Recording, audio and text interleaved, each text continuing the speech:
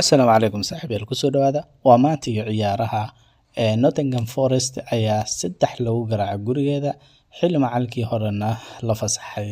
Brighton ayaa ka adkaatay Newcastle 2-1 ayay ku garaacday. Sidoo kalena Crystal Palace ayaa FC Bournemouth iyadana 3-3 gashay. Sidoo kalena Manchester City 2 ayay ku garaacday Everton. Sidoo kalena waxaa Arsenal ay ismuujisay tookada in ay ka badin karto Fulham. saaxiibayaal subscribe, like iyo share inuu cimaamada.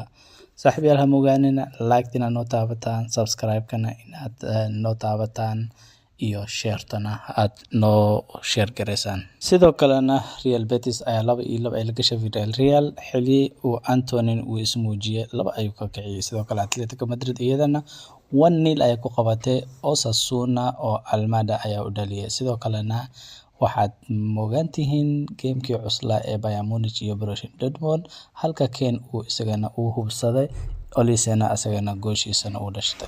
Sidoo kale Napoli ayaa laga badiyay xilli dhaawacyo ay la kulmaysay Napoli hadda dhaawacyo xun ay qabtaa. waxaa ka maqan Lukaku, McTominay ayaa ka maqan. Sidoo kalena Rasmus Hojlund isagana dhaawac ayuu uga maqnaayay ciyaartan.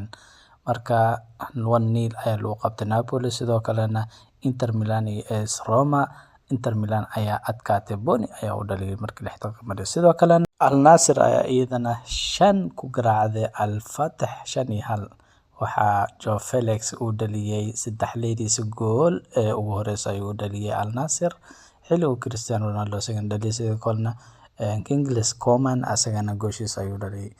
Sidoo kale ciyaartaneed waxaa ismuujiyay Joao Felix wuxuu uu qiimihiisa u gaaray 90.7 ayuu gaaray xilli Cristiano Ronaldo uu gooshiisa uu ku tuurtay oo mid saaruuq ah goolihii uu xilligii Cristiano uu joogi jiray Manchester United oo dhaxal u kasoo togan jiray camal ayuu dhaliyay.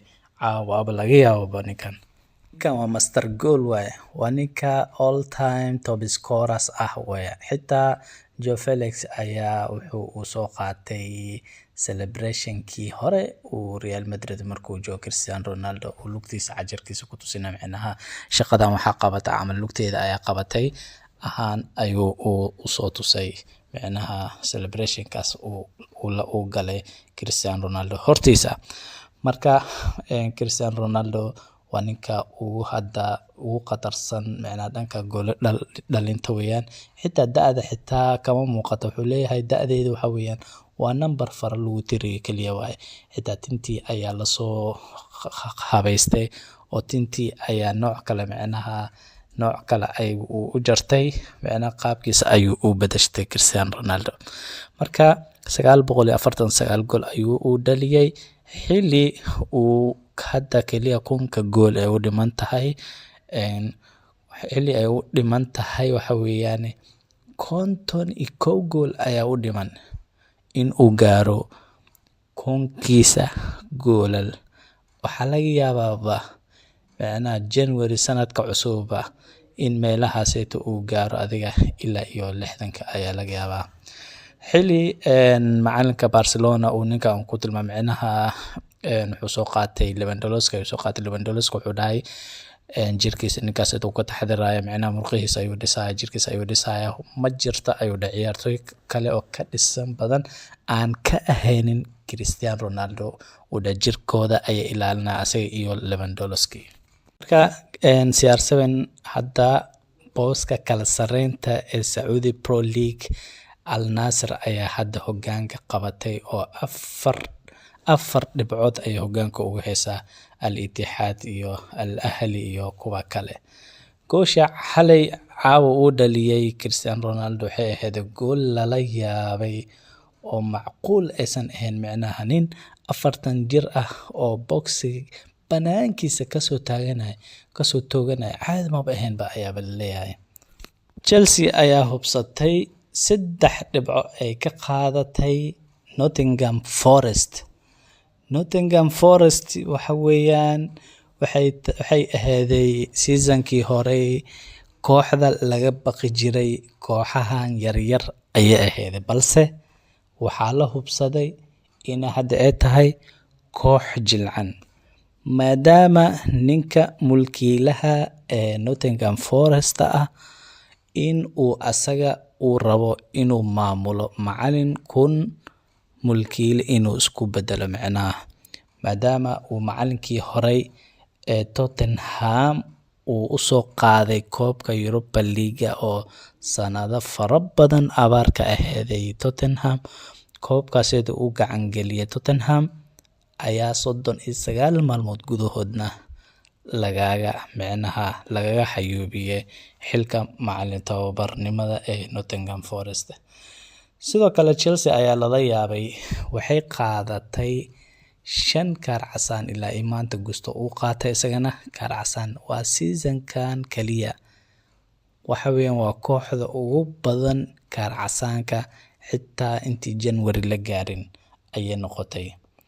Xilli uu Enzo Maresca uu asagana ganaax oo kaar casaan uu ku maqan yahay ayuu ku dabaaldegay ninka mulkiilaha hortiisa ayuu ku dabaaldegay oo asagoo oo kor fadhiya oo kor ka daawanaya ciyaartaasi ayuu uu macnaha ku dabaaldegay.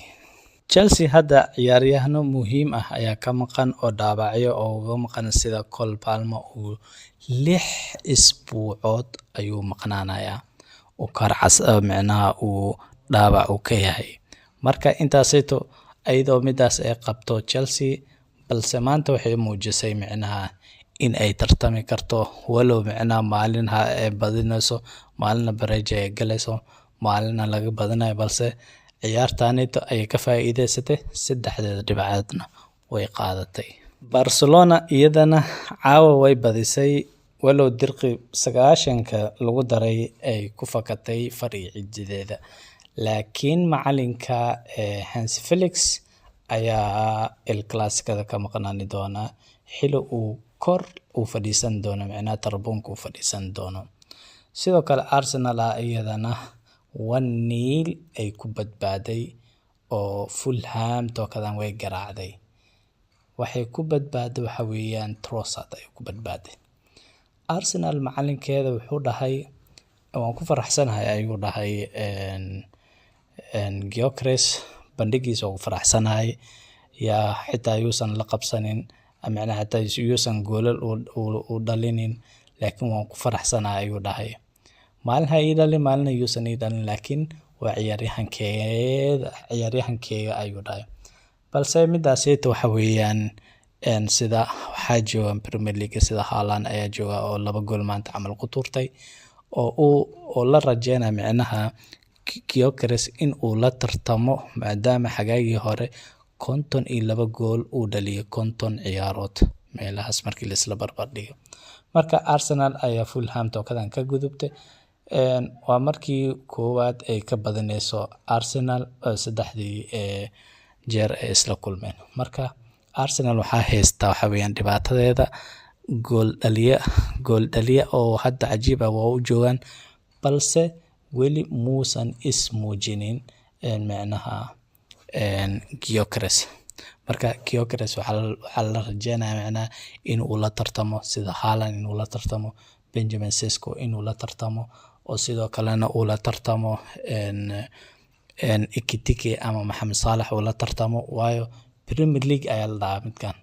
Premier League waxa weeyaan rag waaweyn ayaa ku ceeboobay oo isdhahayay Premier League waa ka baxsan kartaa.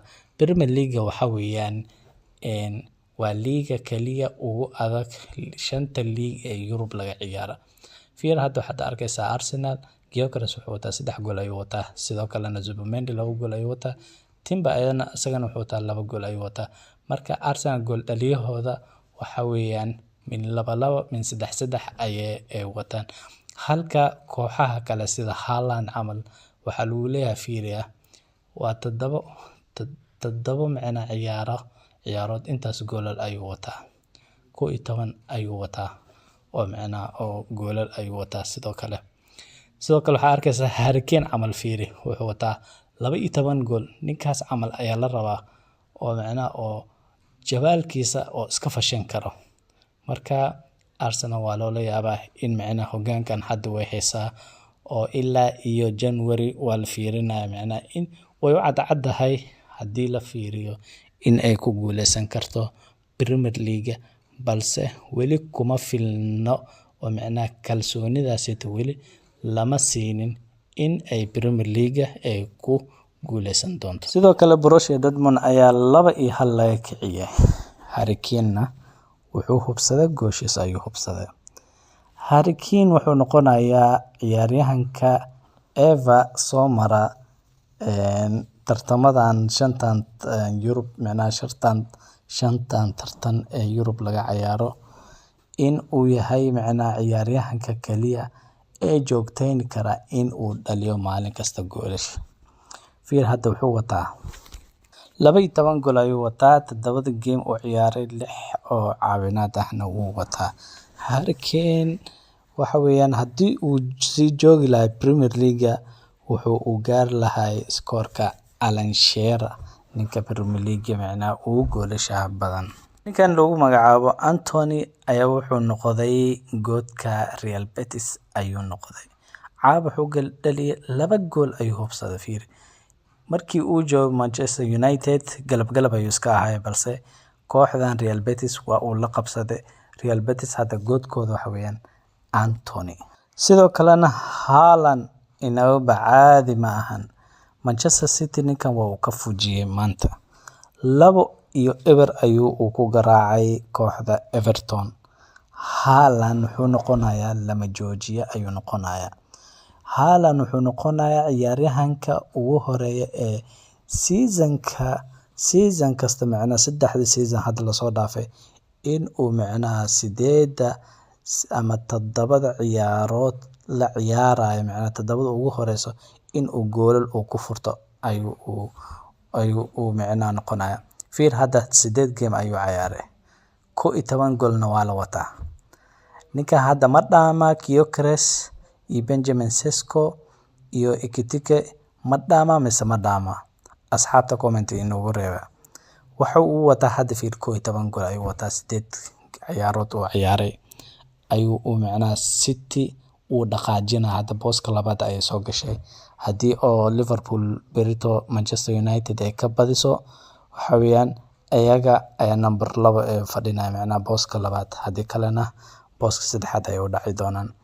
Marka Haaland ayaa wuxuu noqonayaa ninka bareejani doona CR7 ayuu noqonayaa. Fiir waxa lagu leeyahay mataqaana only 3 times has a player scored 10 plus goals in the first 8 games of a Premier League season ayaa lagu leeyahay. Haaland fiir wuxuu dhaliyay 2020 iyo 23 waa uu dhaliyay 8 macnaha 11 goolood ka badan macnaha 8 ciyaarood 11 gool ka badan ayuu dhalinayaa.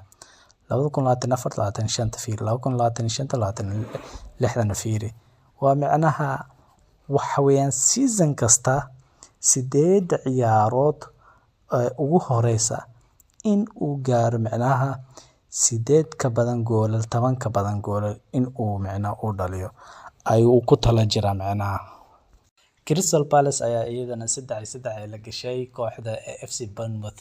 Waxaa meeshaas Jakatora ka noqday ninka lagu magacaabo Mateta xulkiisa qaranka ee France wax weyn ayuu u qabanayaa. 13 goolal ayuu u dhaliyay France xilli uu macnahana Crystal Palace uu dhalinayo maantana 3 goolal. Maanta Barcelona dirqi ayaa ku badisay 2-1 ayaa ku badisay. Xilli ciyaaryahanada qaar ka mid ahna waxay u dirtay keedka ayay u dirtay maadaama wiiga soo socda in ay la ciyaari doonaan Real Madrid ee Santiago Bernabeu ee ku balansan yahay iyo Real Madrid iyadana ciyaaryahanadeeda oo macnaha kuwa ugu fiican sida Hodgson camal iyo Rudiger kuwaasna iyadana keedka ayay u diraysaa berito. Laakiin macalinka Barcelona ayaa kaaracsan maanta qaatay oo wuxuu seegi doonaa kulanka El Clasico ee Real Madrid ee ku ciyaari doona Bernabeu. Dhankiina waxaan idinka rajaynayaa inaad subscribe saartaan, like-na aad saartaan, share-tana aadna igu qabataan. Aad iyo aad u mahadsantihiin. waa update kale.